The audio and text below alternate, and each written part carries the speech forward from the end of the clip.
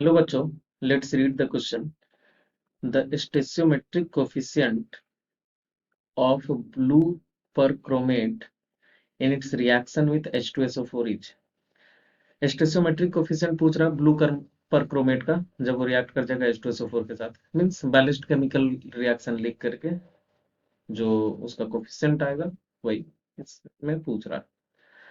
तो सबसे पहले हम लोग की कंसेप्ट देखते हैं। की कंसेप्ट इसमें हम लोग इस केमिकल रिएक्शन को लिखेंगे और उसको बैलेंस करेंगे। तो यहाँ पे जो मेथड से बैलेंस करेंगे वो क्या होगा?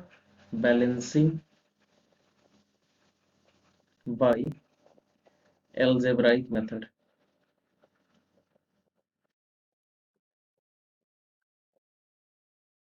अब ये एल्जेब्राइक मेथड होता क्या है इसको समझते हैं पहले। In this method three steps are involved.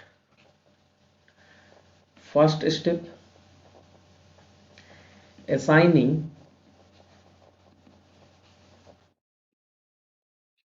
algebraic variables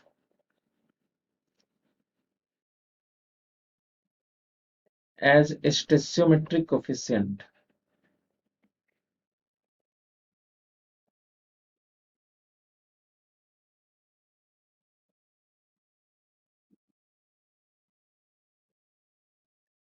to the species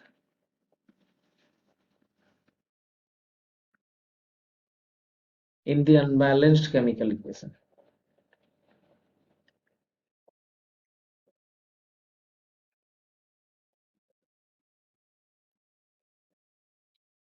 सबसे फर्स्ट स्टेप क्या करेंगे, जो अनबैलेंस्ड केमिकल इक्वेशन है उसके सबके कोफिशिएंट में कोई अलजेब्रिक वेरिएबल हम लोग रख देंगे। Second, form mathematical equation, form mathematical equation. And third step, solve it to get stoichiometric coefficient.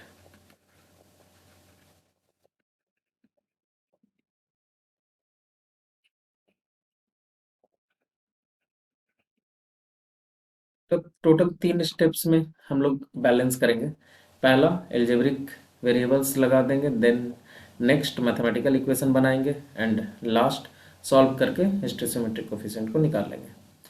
तो फर्स्ट ये केमिकल रिएक्शन लिखते हैं, फिर इसी मेथड से बैलेंस करते हैं और देखते हैं कैसे मैथमेटिकल इक्वेशन बनाना है और कैसे सॉल्व करते हैं। तो blue परक्रोमेट formula CrO5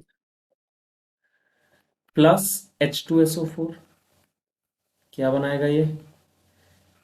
Cr2SO4 whole 3 chromium sulphate plus H2O plus O2। अब ये केमिकल रिएक्शन है, इसको बैलेंस करना है तो हम लोग एक सबसे पहला स्टेप एल्जेब्रिक कोफिशिएंट कुछ लगा देते हैं वेरिएबल में, A B C D E। अब अगर ये रिएक्शन ये एल्जेब्रिक कोफिशिएंट लगाने के बाद बैलेंस हो गया तो हम लोग लिख सकते हैं for chromium Cr A equal to 2C। इधर जितना मीन्स A टाइम्स क्रोमियम, इधर 2 टाइम्स सी क्रोमियम, दोनों बराबर होना चाहिए क्योंकि रिएक्टेंट और प्रोडक्ट का नंबर ऑफ एटम सेम होना चाहिए। Then for oxygen 5A plus 4B equal to, यहाँ कितना ऑक्सीजन हो जाएगा, 4 3 जा 12, तो 12C प्लस कितना, plus 2E। After that for hydrogen 2B equal to 2D and for sulfur B is equal to 3C।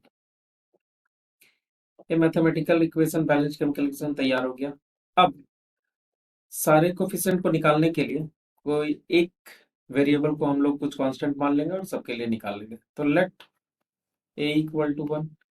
अगर ए 1 हो गया तो इक्वेशन नंबर 1 इसको 2 मान लेते हैं, इसको 3 मान लेते हैं और इसको 4 मान लेते हैं। तो अगर ए 1 हुआ तो फ्रॉम इक्वेशन 1 क्या निकलेगा? 1 is equal to 2c means c is equal to 1/2। अब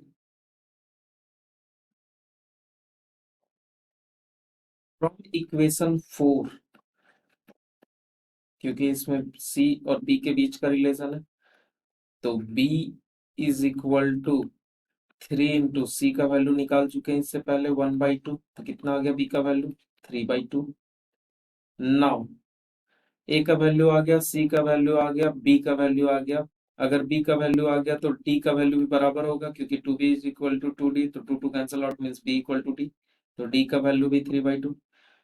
अब जितने भी वैल्यूज निकल गए उसको हम लोग सबको कौन से इक्वेशन में पुट करेंगे? इक्वेशन नंबर 2 में। तो इक्वेशन नंबर 2, तो फ्रॉम इक्वेशन नंबर 2 इसमें क्या है? 5a, तो 5 into 1 plus 4b means 4 into 3/2 equal to 12c। तो 12 इंटू 1/2 प्लस 3/2 प्लस 2e। तो 6, तो कितना हो गया ये? 5 प्लस 3 2 जा 6, 11। 11 equal to 6 plus 3/2 plus 2e। तो 11 minus 6 equal to 3/2 plus 2e। 5 equal to 3/2 plus 2e। 5 minus 3/2 is equal to 2e means 5 2 जा 10 माइनस 3/2 एलसीएम ले लिया। 2e कितना आ गया? 7/2 is equal to 2e means e equal to 7/4। अब जो जो निकाले उसको हम लोग एक जगह लिख लेते हैं। a इक्वल टू 1 माने थे, b का वैल्यू कितना आ रहा था? तो b का वैल्यू 3/2, c का वैल्यू 1/2, b का वैल्यू 3/2, c का वैल्यू 1/2 और d का वैल्यू बराबर है b के, तो 3/2 और e का वैल्यू 7/4। सारा अलजेब्रिक वेरिएबल्स को हम लोग मेन इक्वेशन में पुट करते हैं। तो CrO5 प्लस H2SO4 क्या बना रहा था? Cr2SO4 whole 3 plus H2O plus O2। CrO5 कितना? तो A का वैल्यू 1 लिए थे, B का वैल्यू 3/2, C का वैल्यू 1/2, D का वैल्यू 3/2 और E का वैल्यू 7/2। इस इक्वेशन में फ्रैक्शन हटाने के लिए तो 2 से मल्टीप्लाई कर देंगे पूरे को, तो क्या हो जाएगा? 2CrO5 plus 3H2SO4